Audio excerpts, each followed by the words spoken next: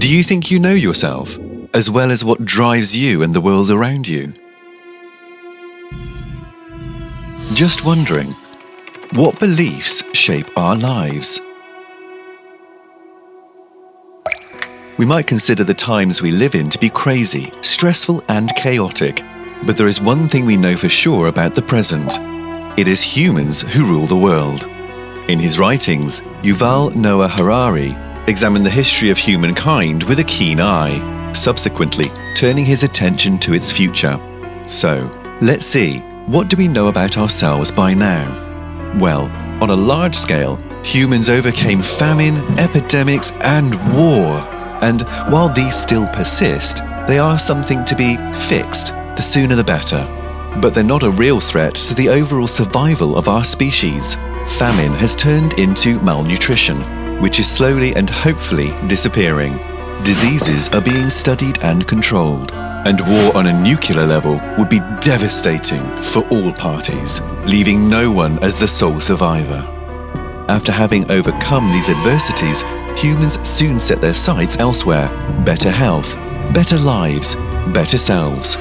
This is us, here, now, trying to become gods, to reach immortality, bliss, and unimaginable powers.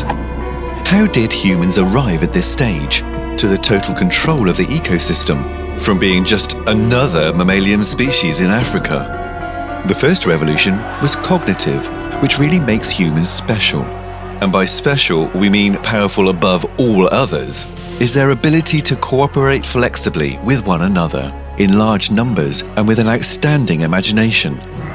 It is through storytelling that humans crafted their way to technical progress and eventually to the domination of the planet. But how exactly did they manage this? Well, they made an agricultural deal with the gods. It is through belief that they shaped their world. Humans would be given power over everything on the planet in exchange for faith in supernatural beings. Animals would be entirely at their disposal, and humans would rule over the world under the imagined command of almighty gods, acting as a bridge between the divine and the mundane. Empires were formed with the birth of writing and money, and empires fell.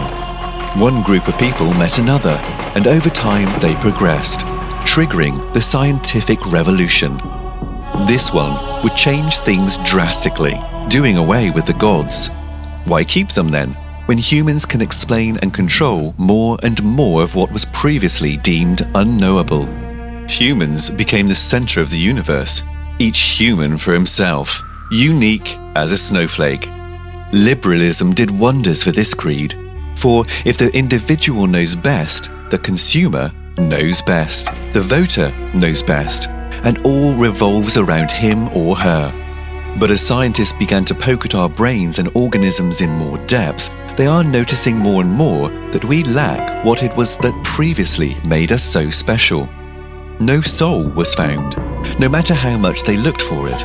And what's so special about a couple of neurons firing anyway? Humans became to be seen as complex algorithms and nothing more. And if one actually considers it fully, humans don't possess just one single self. They are conflicted inside, wanting this and this and this, not knowing themselves as well as they think they do. With enough of your personal data and information, Facebook can know more about you than your friends and even your partner. The big question is, how long before each of us has an app as a personal assistant, which knows how to keep us happy and functioning better than we know how to function alone? And what would be so bad about that anyway? Well, if humans are only complex algorithms, then electronic algorithms can be more complex than us and might overpower us in knowledge in a not-so-distant future. What use will we be if most jobs are fulfilled by computers? Of course, this is just one path for the future, but it is not unlikely.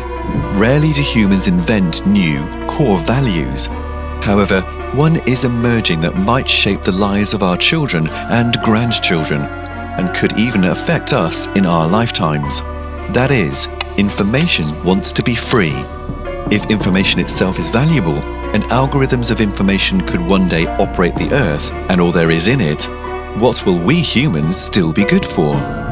This possible new religion, known as dataism, commands us to maximize the data flow, share and consume all information, and connect everything to the network. You might think you know yourself, but Google and Facebook might soon be able to tell you who you really are, what you like, what you really want to do, better than you can. So, what is more valuable to us, consciousness or intelligence? Hint, if we look closely at how we still, in this day and age, treat other conscious beings of lesser intelligence than ours, it could give us a glimpse of how we too will be treated. We're just wondering, what would the world look like if non-conscious but highly intelligent algorithms came to know us better than we knew ourselves?